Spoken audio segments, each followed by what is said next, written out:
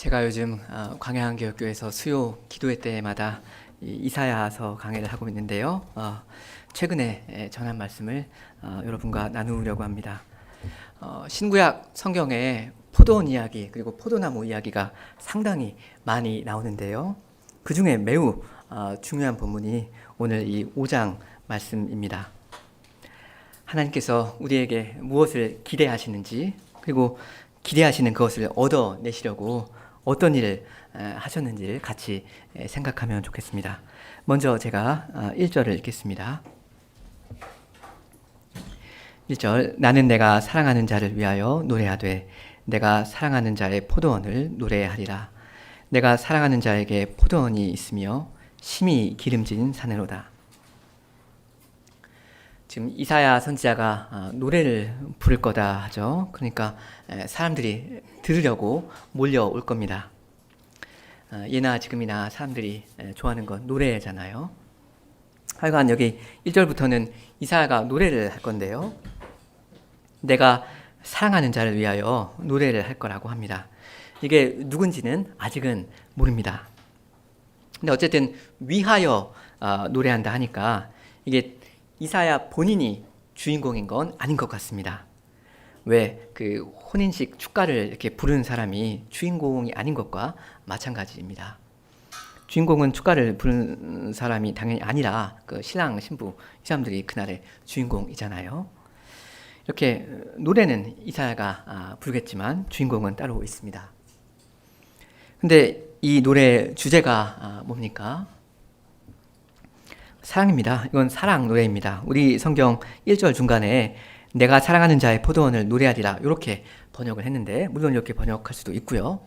아니면 그 ESV 성경처럼 그의 포도원에 대한 나의 사랑 노래, 러브송이죠.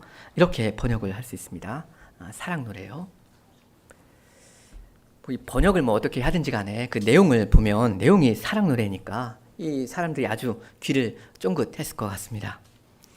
예나 지금이나 그 노래 중에 노래는 사랑 노래 아닙니까? 아무튼 근데 이 사랑 노래의 주인공이 누구냐? 이건 아직 베일에 가려져 있습니다. 일단 첫째 주인공은 이사야가 사랑하는 자이고요. 그리고 둘째 주인공은 그의 포도원, 즉 그 첫째 주인공의 포도원입니다. 근데 이 두 주인공이 정확히 누구를 가리키는지 이건 아직 모릅니다. 1절부터 그 1절 하반절부터가 실제 노래 가사입니다. 내가 사랑하는 자에게 포도원이 있으며 심히 기름진 산으로다. 여기부터가 그 노래 시작이고요. 그 다음 우리 2절을 같이 읽으면 좋겠습니다. 2절, 땅을 파서 돌을 제하고 극상품 포도나무를 심었도다. 그 중에 망대를 세웠고 또 그 안에 술틀을 팠도다. 좋은 포도 맺기를 바랐더니 들포도를 맺었도다. 이게 지금 이 사랑 노래의 가사인데요. 포도원 주인이 아주 정성을 들여서 포도원을 준비했다, 그런 내용이죠. 이게 사랑 노래니까 듣는 사람 입장에서는 이 포도원 주인이 포도원을 무지하게 사랑하는 것보다 이렇게 생각을 했을 겁니다. 아니, 세상에 어떻게 사람이 포도원을 사랑할 수가 있나, 좀 어색하죠. 이상합니다. 제가 포도원은 잘 몰라도 그 사람이 이 잔디밭을 가꾸는 사랑을 엿본 적은 있습니다. 제가 미국에 살았을 때 되게 이제 미국 사람들은 땅이 넓으니까 아파트에 사는 게 아니라 1층 아니면 2층 정도 되는 개인 주택에 거의 살거든요. 그리고 집마다 그 앞마당이 있고 그리고 뒷마당이 있습니다. 뒷마당은 이제 안 보이니까, 거리에서 잘 안 보이니까 그냥 대충만 관리해도 상관없는데요. 그 앞마당은 그 거의 그 집의 얼굴과도 같습니다. 그 앞마당은 프론트 야드라고 해서 그 집 이렇게 길거리가 있으면 그 집이 있으면 그 앞에 있는 그 사이에 있는 그 부분이 그 프론트 야드이거든요. 그 잔디밭이요. 근데 보면 미국 어떤 분들은 그 잔디밭에 그렇게 이 사랑을 쏟아붓습니다. 일단 정기적으로 이 잔디를 깎아주고요. 물을 자주 줍니다. 이 잔디라는 게 여러분 아시는지 모르겠는데 굉장히 이게 물 먹는 하마거든요. 물이 엄청나게 들어가야 됩니다. 수도세가 상당히 나올 텐데 아끼지를 않습니다. 그리고 영양분이 부족하지 않도록 이제 비료도 뿌려줍니다. 그리고 잡초가 보이면 바로바로 뽑아주고요. 이렇게 특히 보통 어떤 남자분들이 자기 이 잔디밭을 자기 생명처럼 돌보는데요.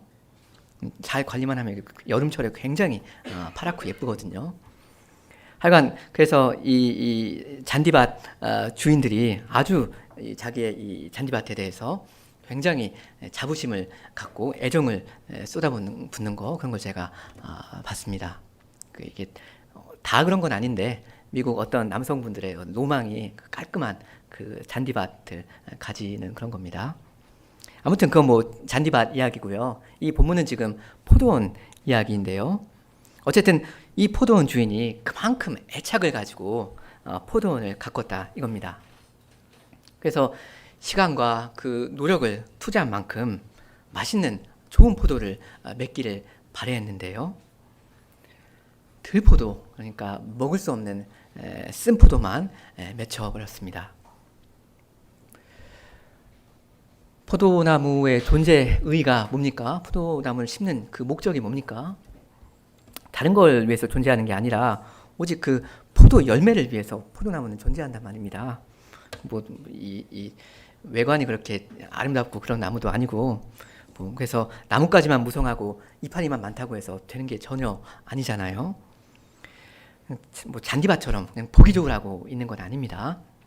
중요한 건 열매를 맺어야 한다는 건데 쓸만한 열매 보니까 웬걸 정작 열매가 다 꽝이더라 하는 겁니다. 이 2절 이 노래 누가 부른 거였습니까? 이사야 선지자가 부른 노래였죠. 그래서 2절의 주어가 이제 그가 이거든요. 그가, 그러니까 포도원 주인이 이렇게 포도원을 심었다, 그 이야기였는데요. 자세히 보시면 이제 3절부터는 내가 라고 합니다. 그러니까 3절부터는 이제 포도원 주인이 직접 노래를 부르는 겁니다. 말하자면 이 이사야 선지자가 붙잡고 있던 이 마이크를 이 포도원 주인이 확 그냥 빼앗아가지고 가로채가지고 노래를 이제 이어가는 겁니다. 너무나도 답답해서 그런 걸 겁니다. 3절도 우리 같이 읽으시죠. 3절. 예루살렘 주민과 유다 사람들아, 구하노니 이제 나와 내 포도원 사이에서 사리를 판단하라. 이게 원래 사랑 노래였는데 지금 분위기가 좀 싸해지고 있죠. 포도원 주인이 마이크를 딱 잡더니 너희가 나와 내 포도원 사이에 판단을 좀 해달라 합니다. 지금 사랑 노래의 가사가 갑자기 이 법정 드라마처럼 되어버린 겁니다. 그리고 지금 나와 내 포도원 사이에서 사리를 판단해달라 하는 걸 보면 여기서 지금 말하는 포도원은 말 그대로의 포도원이 아니라 사람이라는 걸 이쯤이면 이 청중이 알아차리게 됩니다. 어떤 도덕적인 책임을 질 만한 그런 존재라는 거죠. 법정에 세울 만한 사람이요. 말하자면 고소할 수 있는 그런 존재예요. 3절에 보면 예루살렘 주민과 유다 사람들에게 이 포도원 주인은 호소합니다. 판단을 해달라고. 그러니까 당연히 이 노래를 듣는 이 사람들은 포도원 주인의 편을 들 겁니다. 포도원 주인은 잘못 하나도 없다고요. 누군지 몰라도 이건 그 포도원에 해당하는 그 사람 잘못이라고요. 그래서 5절부터는 포도원 주인이 그 포도원을 어떻게 혼내줄지를 이야기하는데, 그래서 이걸 듣고 있는 백성은 막 응원을 하게 될 겁니다. 쓴 포도만 맺는 포도원은 당연히 그렇게 쓸어버려야 한다고요. 이 노래의 두 주인공이 누구냐 이걸 따지고 있는데 6절과 7절에 공개되죠. 6절 끝에 내가 또 구름에게 명하여 그 위에 비를 내리지 못하게 하겠다 하는데, 이렇게 하실 수 있는 분은 누구밖에 없습니까? 하나님밖에 없죠. 그러니 포도원 주인은 알고 보니까 여호와이셨습니다. 그럼 그분의 포도원은 누구입니까? 7절에 나오죠. 무릇 만군의 여호와의 포도원은 이스라엘 족속이다 합니다. 그러니까 이 노래를 듣고 있는 바로 이스라엘 족속입니다. 그러니까 이 노래는 반전이 있는 노래이고요. 구약시대 당시에 이 노래를 처음 들었을 그 하나님 백성을 정죄하기 위한 그런 노래입니다. 그런 무익한 포도원은 없애버려야 된다. 이렇게 일단 수긍을 하게 만들고요. 그 다음에 바로 이어서 당신이 근데 그 사람이다. 이렇게 지적하면서 꼼짝 못하게 하는 그런 노래입니다. 주께서 우리를 전부 다 그냥 쓸어버리셔도 우리는 할 말이 없겠다. 이렇게 인정하게 만드는 그런 노래입니다. 근데 그게 이사야서의 메시지 전부는 사실 아닙니다. 포도원 노래가 이렇게 비극적으로 마무리되는 거 그것도 아닙니다.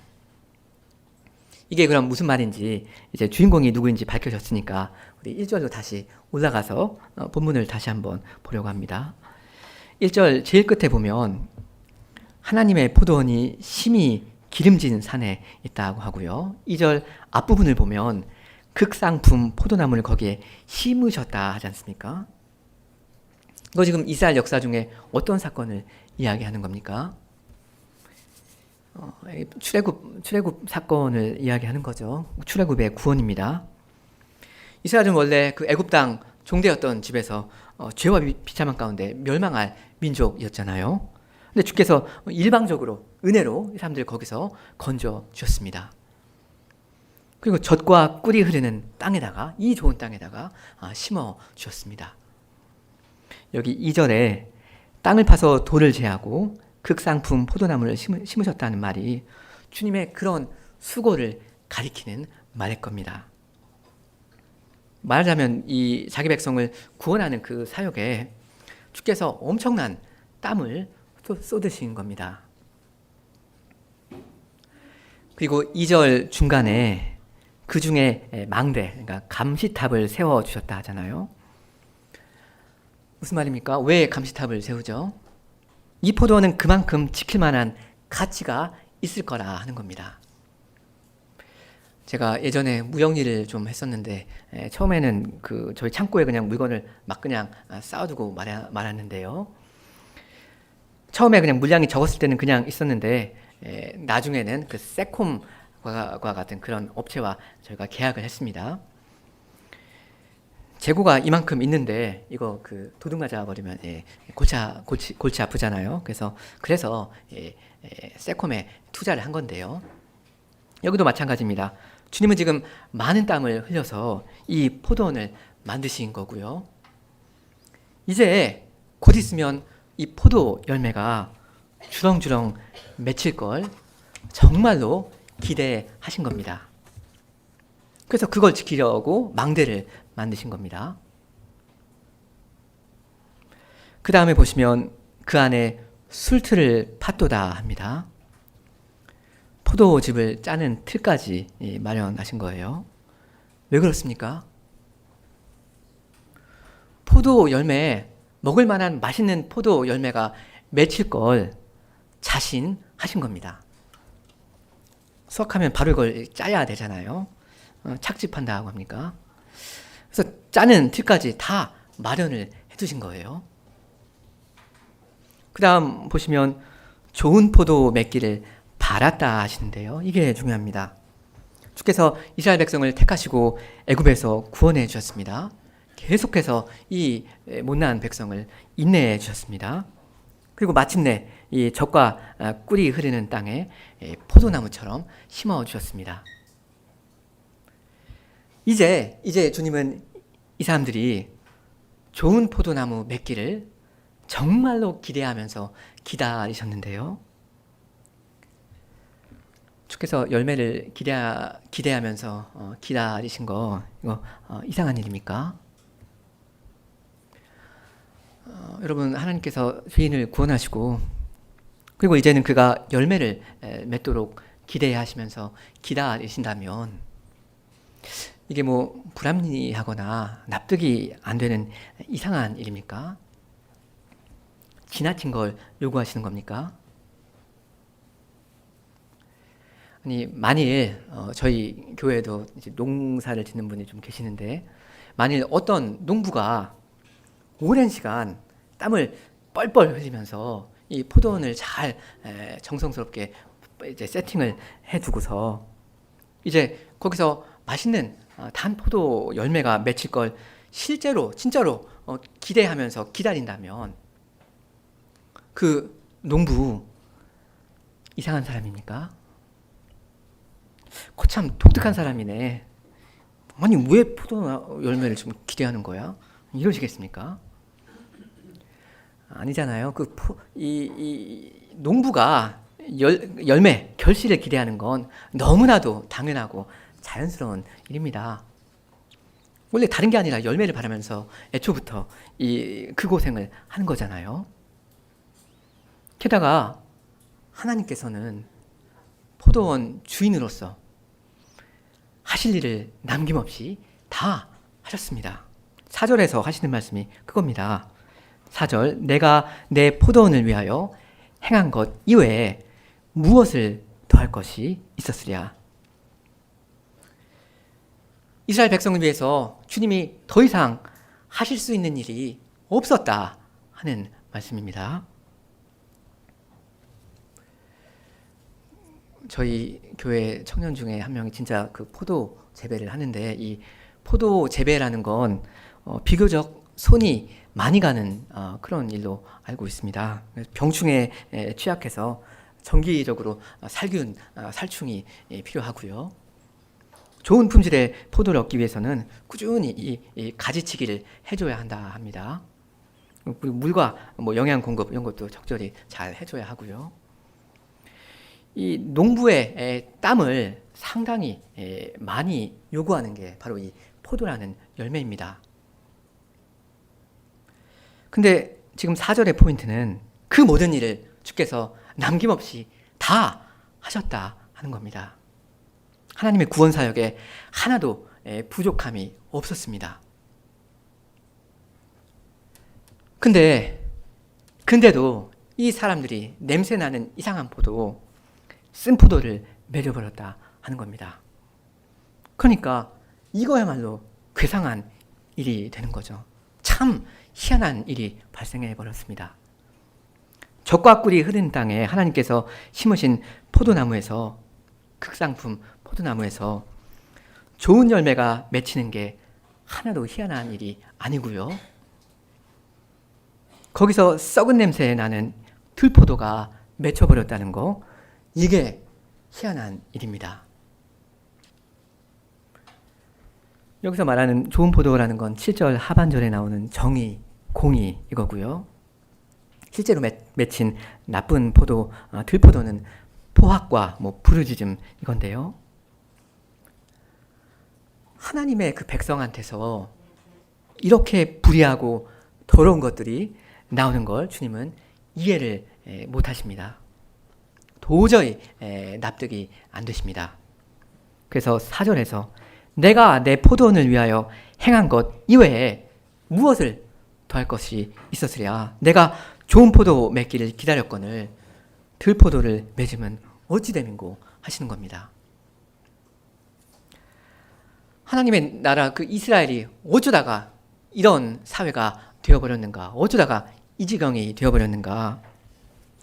그 원인이 1mg도 하나님께 있지 않습니다. 온전히 그 백성한테 있습니다. 이스라엘은 식물이 아니잖아요. 이건 지금 비유일 뿐이고 이스라엘은 사람 아닙니까? 하나님 앞에 책임을 져야 하고 실제로 책임을 지는 그런 인격자란 말입니다. 그래서 그 책임을 물으십니다. 형벌을 가하셔요. 5절에 이제 내가 내 포도원에 어떻게 행할지를 너희에게 이르리라.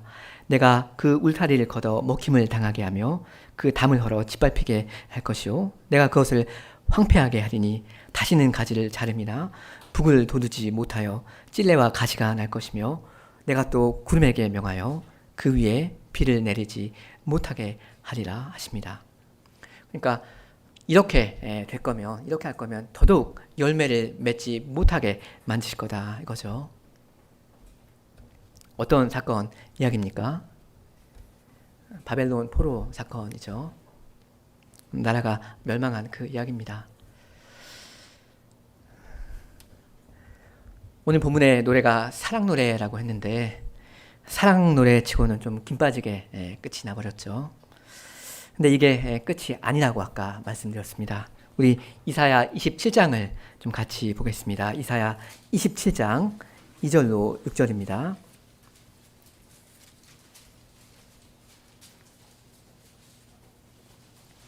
사실 이사야서의 포도원 노래가 2개 나오거든요. 그래서 둘째 포도원 노래를 잠깐 같이 보려고 합니다. 같이 읽으시죠. 2절부터 6절. 그날에 너희는 아름다운 포도원을 두고 노래를 부를지어다. 나 여호와는 포도원 지기가 되며 때때로 물을 주며 밤낮으로 간수하여 아무든지 이를 해치지 못하게 하리로다. 나는 포도원에 대하여 노함이 없나니 찔레와 가시가 나를 대적하여 싸운다 하자. 내가 그것을 밟고 모아 불사르리라.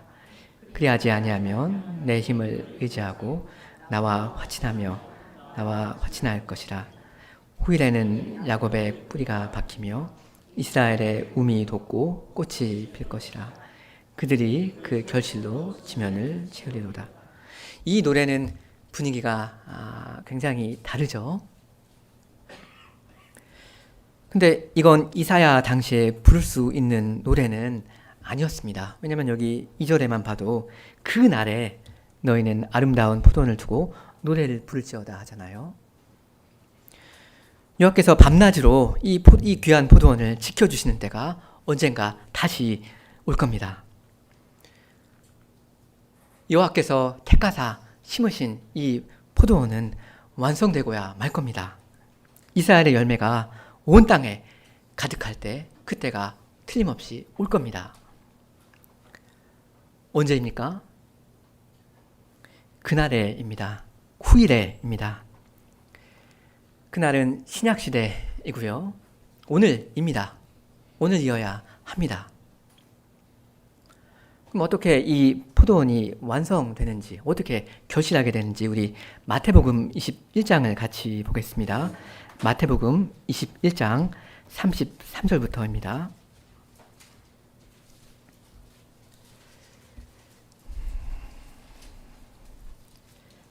지금 이사야서에 포도원 노래 2개가 있다고 했습니다. 첫째 노래는 끝이 좋지 않았고, 근데 둘째 노래는 밝은데, 둘째 노래는 이사야 시대를 말하는 게 아니라 미래 그 후에 어떤 날을 가리켰습니다. 그 이야기인데요. 제가 33절부터 봅니다. 다른 한 비유를 들으라. 한 집주인이 포도원을 만들어 산 울타리로 두고 거기에 집자는 틀을 만들고 망대를 짓고 농부들에게 새로 주고 타국에 갔더니, 이거 오늘 이사야 본문이랑 완전히 똑같진 않지만 상당히 비슷하죠. 포도원 주인이 일단 있는데 그 사람이 아주 땀 흘려서 포도원을 만듭니다. 거기 보시면 집을 짜는 틀도 만들고 망대도 만드니까요. 아까 본 이사야의 그 포도원 노래와 굉장히 비슷한 상황이죠. 34절, 열매 거둘 때가 가까움에 그 열매를 받으려고 자기 종들을 농부들에게 보내니. 여러분, 이 점이 중요한데요. 지금 이 포도원 주인이 원하는 것이 무엇입니까? 원하는 것은 당연히 열매죠. 오늘 이사야 본문도 마찬가지였습니다. 주인이 기대하시면서 기다리신 건 다른 게 아니라, 그 어떤 것도 아니라 열매였습니다. 그러니까 하나님께서 지금 종들을 보내시는 이유는 단 한 가지입니다. 열매를 내놓으라 이겁니다. 당연히 포도원 주인에게 너희가 바쳐야 할 그 열매를 달라 이겁니다. 35절 농부들이 종들을 잡아 하나는 심히 때리고 하나는 죽이고 하나는 돌로 쳤거늘 다시 다른 종들을 처음보다 많이 보내니 그들에게도 그렇게 하였는지라. 하나님이 계속 종들을 보내시죠. 종들이 계속 죽어 나가는데도 포기하지 않으시고 아주 끈질기게 열매를 청구하십니다. 어떻게든 그걸 받아내고야 말겠다 하시는 겁니다. 왜냐하면 하나님은 그러실 만한 권리가 있으시거든요. 그 열매 받으시려고 얼마나 많은 수고를 하셨는데요.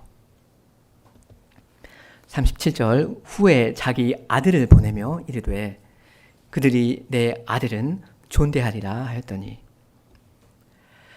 아까 36절까지가 구약 시대 이야기였다 할 수 있고요. 구약의 선지자들이요.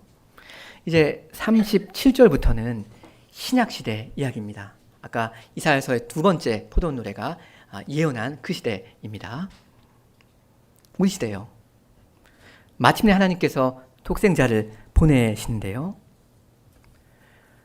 여러분, 지금 이 마태복음 맥락에서 예수님을 보내시는 그 이유가 무엇입니까?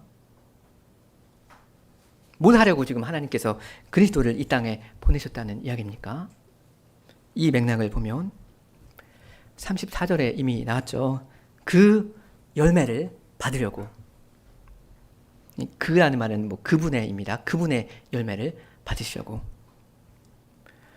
여러분, 지금 이 마태복음 이야기에서 하나님께서 이렇게 줄기차게 구약의 선지자를 계속 파송하시고 마침내 독생자까지 아끼지 않으시고 이렇게 보내신 목적은 단 하나입니다. 하나님 백성으로부터 열매를 청구하시는 겁니다. 그리고 39절에 보면 그리스도께서 결국 죽임을 당하시기까지 하시는데요. 여러분, 우리 예수님 왜 죽으신 것입니까? 이 마태복음 맥락에서 보면 왜 예수님이 죽으신 겁니까?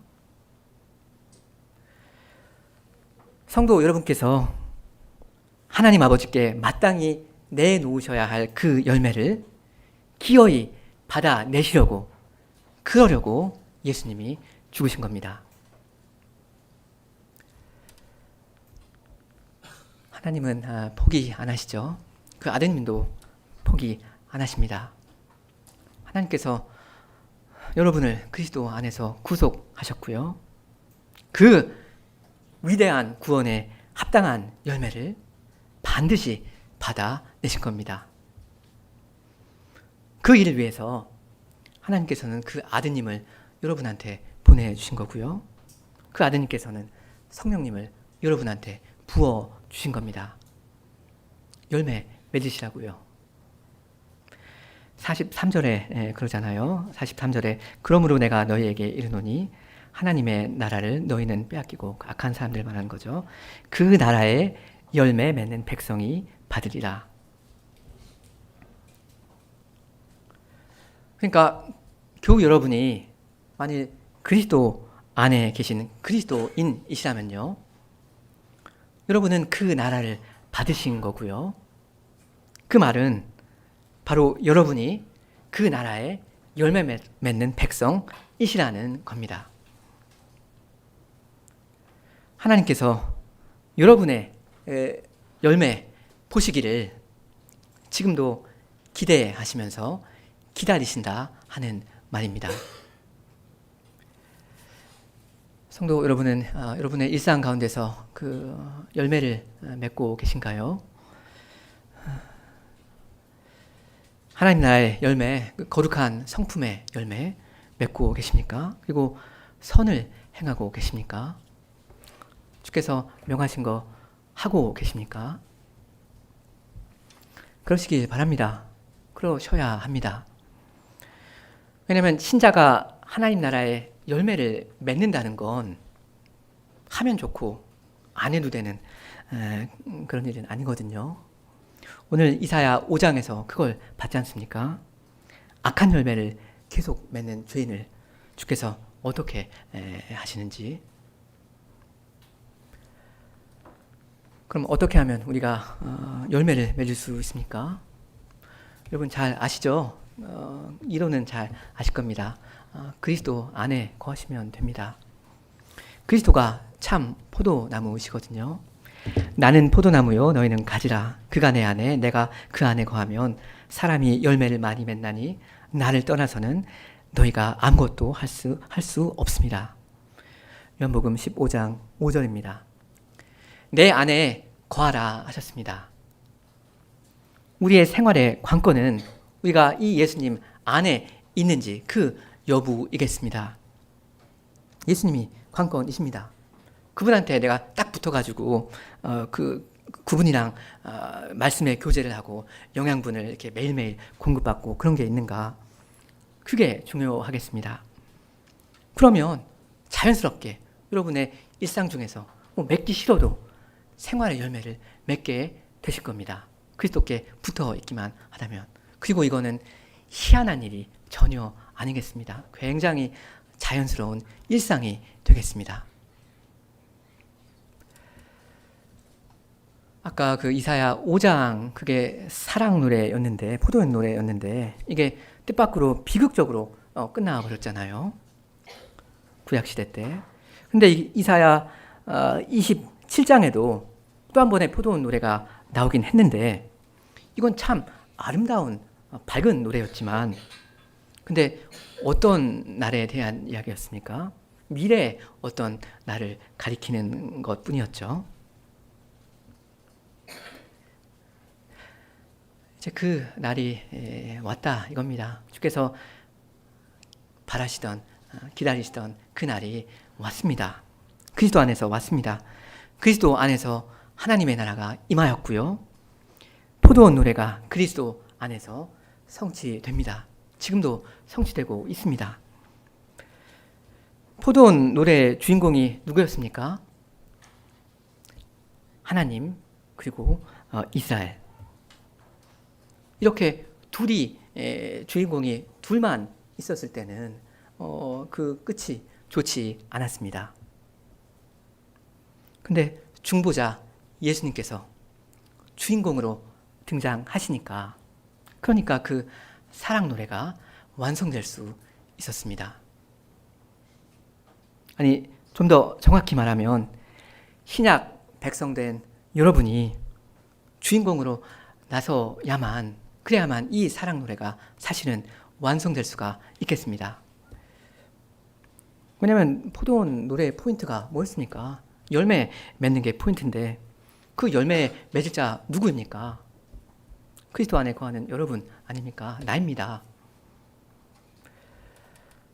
여러분 그리스도께 연합된 교회 여러분이 하나님 나라의 열매를 맺는 게 얼마나 중요하면 하나님께서 그 독생자를 아끼지 않으시고 보내주셨겠습니까?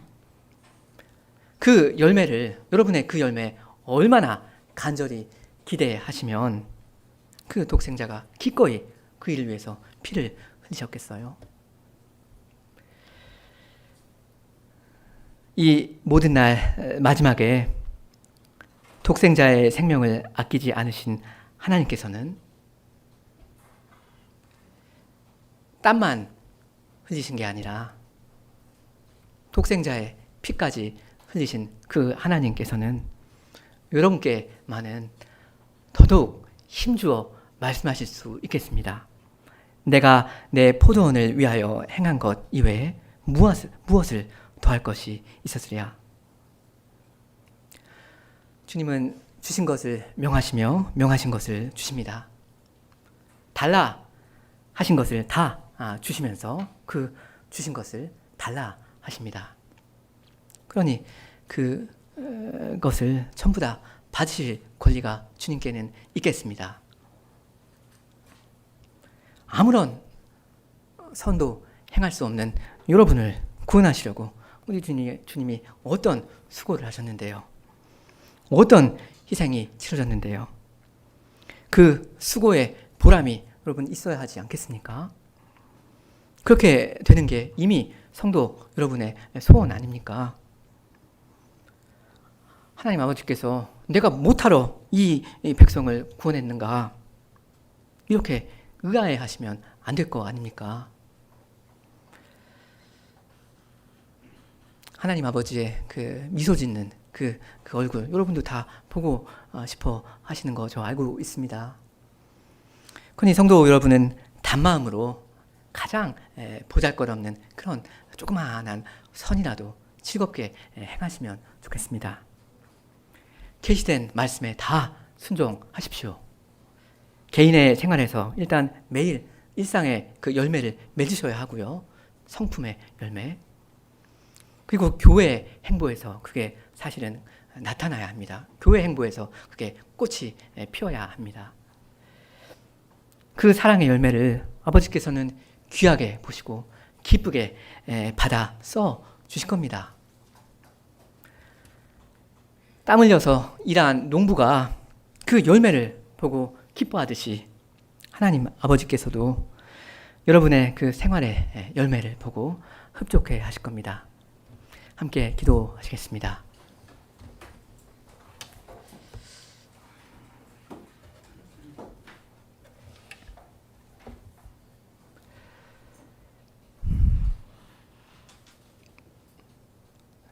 사랑이 많으신 하나님 아버지, 하나님께서 저희에게 예수 그리스도를 보내주시며 독생자의 그 피를 흘리게 하실 것을 마다하지 아니하시며 기꺼이 그리 행하셨사오며 또한 성신을 저희에게 부어 주셨사온데 만일 저희가 주께서 요구하시는 그 단 열매를 맺지 못한다면 이것이 기이한 일이 되겠사오며 희한한 일이 되겠사옵니다. 또한 그 책임을 저희가 면치 못하겠사옵니다. 주님의 책망을 저희가 피할 수 없겠사옵니다. 주님 저희에게 하나님 아버지의 그 마음을 더욱더 알려주시고 그리스도께서 어떠한 희생을 치르셨는지를 깨닫게 하여 주셔서 저희가 주께서 그리도 기대하시며 기다리시는 그 열매를 부지런히 맺어갈 수 있도록 하여 주시옵소서. 저희가 그리스도 안에 거하며 그 말씀 안에 거하며 그리스도로부터 날마다 영양분을 공급받아서 그리스도의 성품을 품고 그리스도의 사명을 각성하며 나아가게 하여 주시옵소서. 이 교회에 주께서 원하시는 그 열매가 풍성하게 맺을 수 있도록 하여 주시며 이로써 주께서 하나님 나라 안에서 하실 그 일을 하시며 주께서 큰 보람과 기쁨을 거두시기만을 원하옵니다. 예수님의 이름으로 기도합니다. 아멘.